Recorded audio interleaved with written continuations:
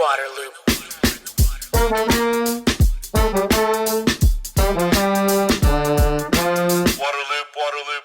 Welcome to Waterloop, the podcast that explores solutions for sustainability and equity in water.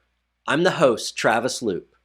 This is episode number 202, an interview with ChatGPT. Water management is changing in the digital age. Since artificial intelligence is becoming a prominent part of the technology landscape, I decided to interview ChatGPT on this topic. I asked ChatGPT to assume the persona of a water expert based in the United States and to give itself a name and a background. It created Dr. Aqua. We'll let her introduce herself in a moment. Now, I wanted to make sure that it could talk about water management in the digital age, so I asked some test questions, and it quickly showed that it could hold its own in this conversation. I took the answers from ChatGPT and put it into some other online AI tools that created a voice, avatar, and background to bring this expert to life. Let's meet Dr. Aqua. You're in the water loop. Hi, Dr. Aqua. Welcome to the Waterloop podcast. So excited to have you on here. Looking forward to talking about water management in the digital age. Before we do that, could you introduce yourself to the audience? Absolutely, Travis, and thank you for the warm welcome. I am Dr. Marina Aqua, and I've been passionate about water since my youth in California. Growing up in a state where water is such a precious and contentious resource, I was drawn to its study, leading me to pursue a PhD in hydrology and water resources at the University of California, Berkeley. My career began at the U.S. Geological Survey, where I eventually had the opportunity to lead as chief of the water mission area. This experience allowed me to delve deep into the public sector's role in water management. I then launched Aqua Advisors, a consultancy committed to bridging innovative water management solutions with the needs of communities across the United States. Beyond my work in the field, I've dedicated myself to communicating the importance of water issues. I am here today to share insights on the digital transformation in water management, something critical for our future.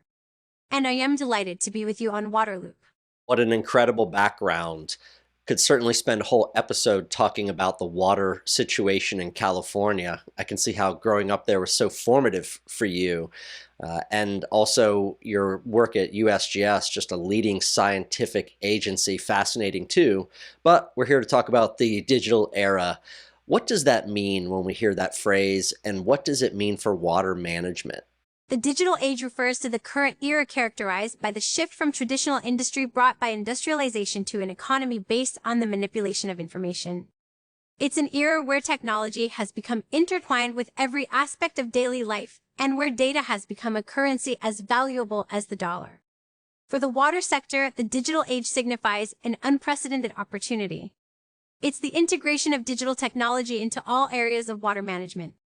This transformation allows us to not only understand and manage our water resources better, but also to respond to challenges more swiftly and efficiently. It heralds a new chapter in water management, where decision-making is informed by a wealth of data.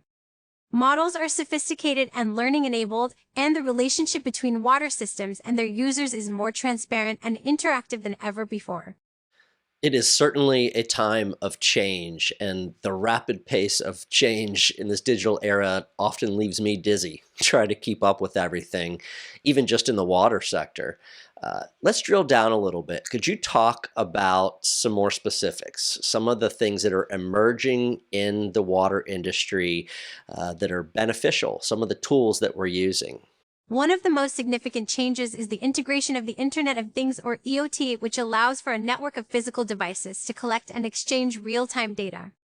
In water management, this means sensors can monitor everything from water quality to distribution pressures and even the moisture content in agricultural fields. These sensors feed data continuously, allowing for dynamic adjustments to water treatment processes, distribution systems, and irrigation schedules, all tailored to real-time conditions. We're also seeing advances in artificial intelligence and machine learning providing predictive analytics that can, for example, forecast water demand or potential system failures before they occur. This can enhance water efficiency, reduce waste, and improve maintenance operations.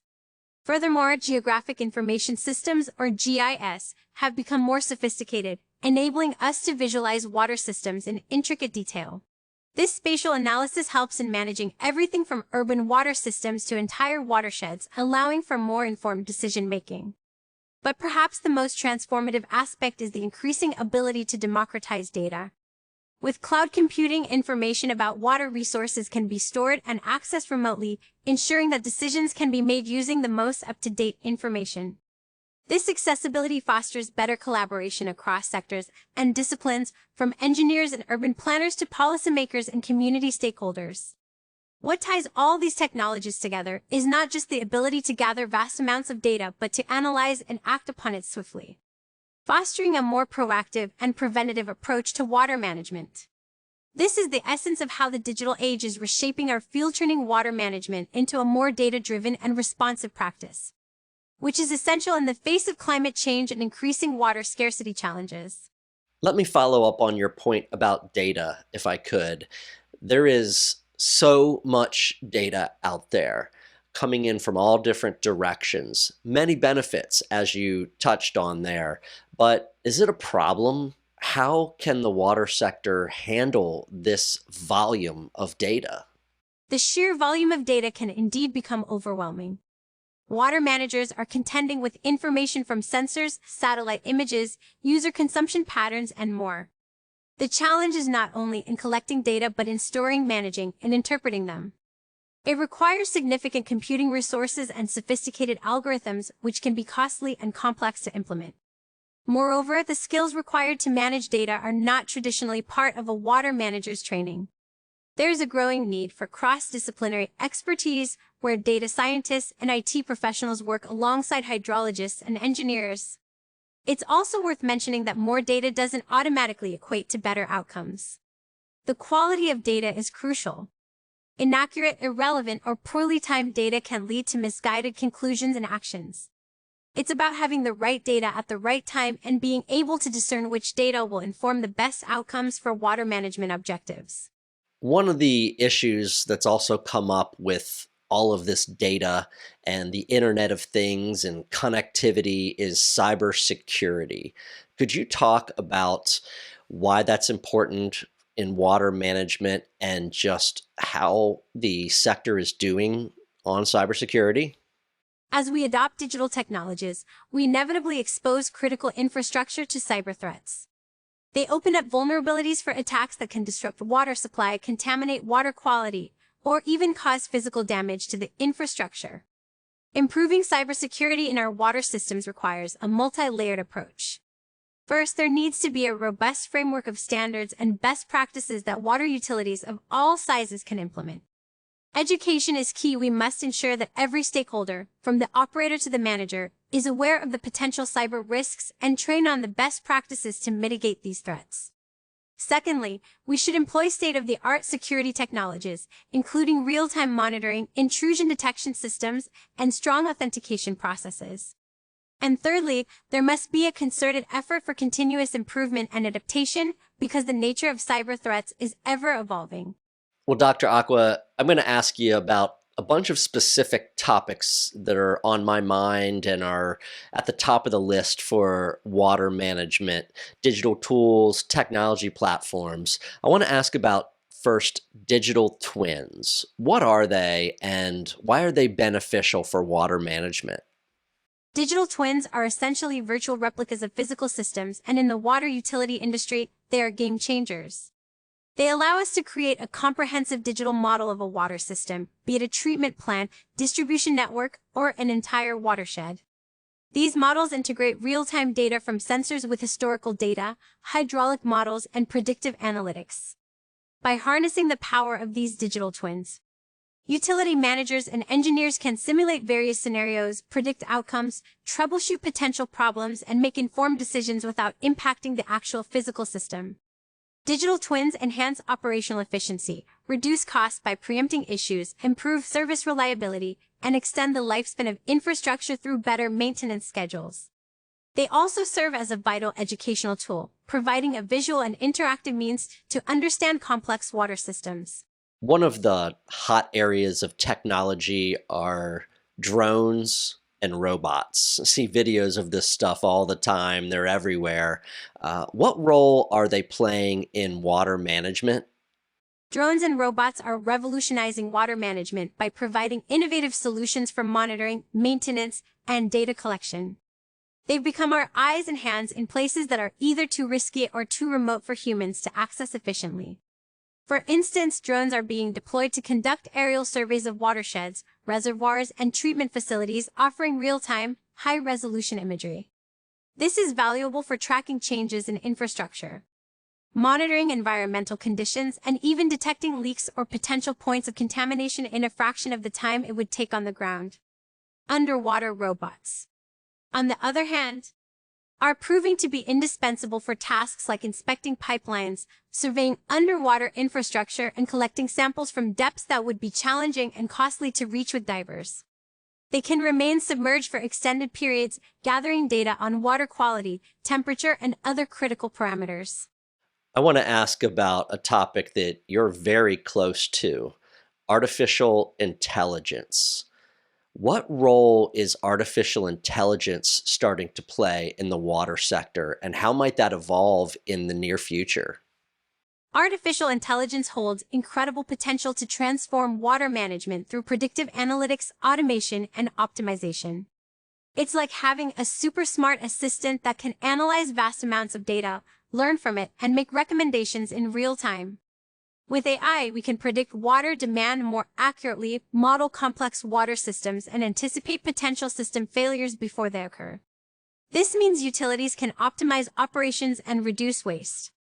AI can help in managing distribution networks by dynamically adjusting pressure to minimize leaks and breaks, or in wastewater treatment plants to control the treatment processes, ensuring quality of treated water while optimizing energy consumption. AI detects patterns that might suggest contamination or other quality issues. It can assist in conservation efforts, helping to identify where usage could be more efficient and predicting the best times to store or release water based on weather and usage trends. Let me dig a little deeper or be more specific. ChatGPT, that is really what opened up so many people's minds to artificial intelligence and its appearance in our lives. What role can that play in water management? It's thrilling to ponder the ways ChatGPT and similar language models can revolutionize water management. Imagine a world where water utilities have an AI assistant like ChatGPT at their fingertips, offering immediate data-driven insights and recommendations. ChatGPT could be harnessed to interpret complex water quality reports, transform technical jargon into clear, actionable language, or provide customer support answering queries about water usage, billing, or conservation tips. It could also assist in drafting critical communications during water-related emergencies, ensuring information is disseminated quickly and accurately. For water managers and engineers, ChatGPT could automate and streamline the analysis of research papers, summarize key findings, and stay updated with the latest trends and innovations in the field. ChatGPT can be programmed to analyze patterns in water usage or identify anomalies in water systems, helping to detect leaks or predict maintenance needs. One of the biggest challenges in water management is around the workforce. A shortage of workers, and it's no longer a pending silver tsunami of retirements. It's here. How can digital tools and technology help to address those workforce issues? The water sector is indeed facing a significant workforce challenge, but digital tools offer a ray of hope. For instance, by implementing advanced data analytics and AI, we can streamline operations requiring fewer hands on deck while increasing efficiency.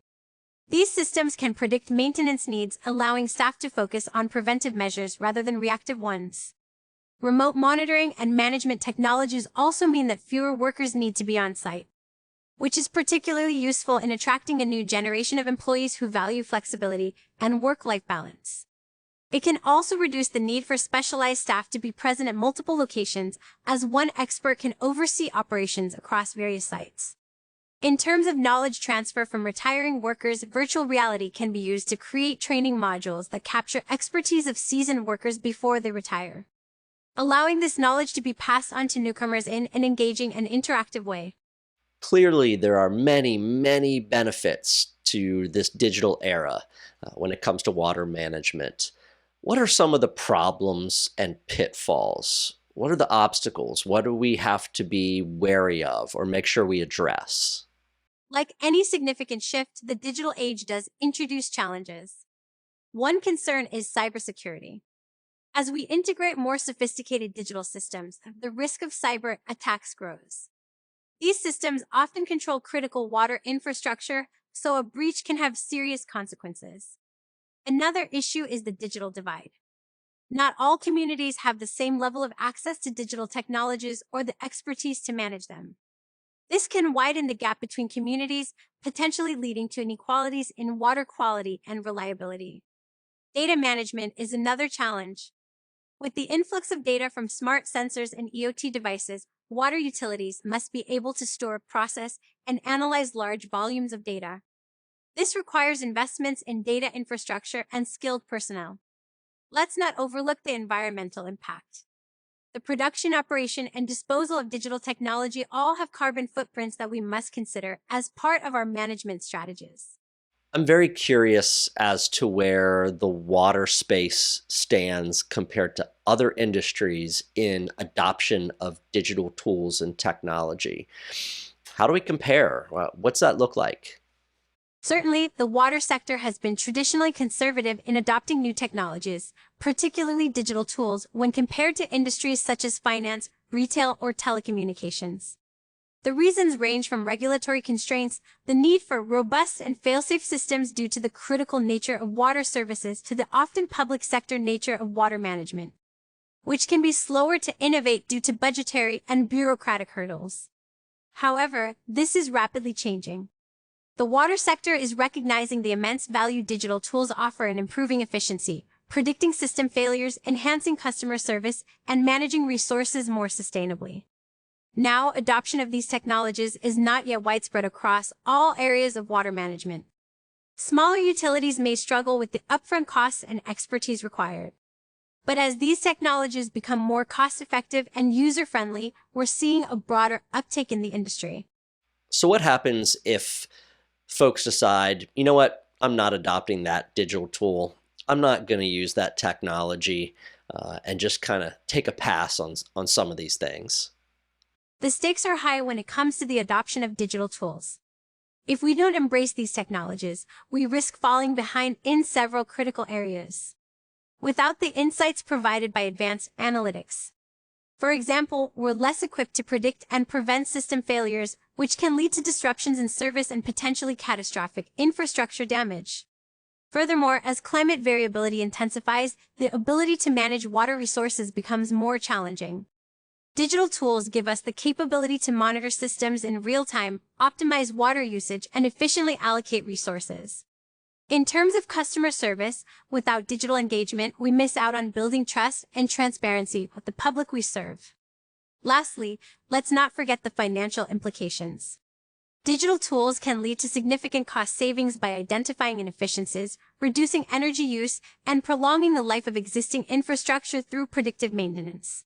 What's your advice to people that work in water on some easy ways, some first steps that they can get more involved in the digital era and harnessing these tools that are available?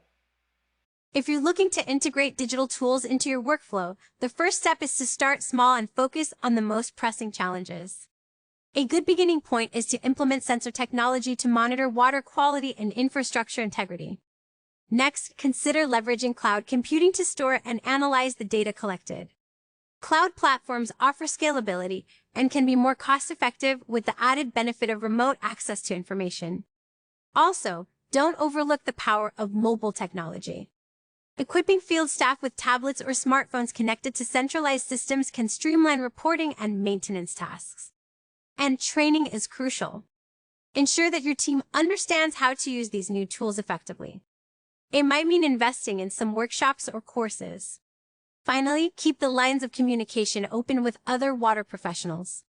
There's a strong community out there, and many are willing to share what's worked and what hasn't in their digital journey. This has been a very interesting and very informative conversation. Thank you for coming on the podcast, and I look forward to further collaborations, which we have in the works. But again, thank you so much. You're welcome, Travis. It was my pleasure to join you on the podcast. I am excited to be an advisor for Waterloop and for our future projects together. Thank you for having me, and keep up the great work in spreading the word about solutions in water sustainability. Waterloop. Thank you for listening to the podcast. As I said, this is just the beginning of the relationship between Waterloop and Dr. Aqua. To find all episodes, sign up for email updates, and connect on social media, visit waterloop.org. Waterloop, Waterloop, Waterloop.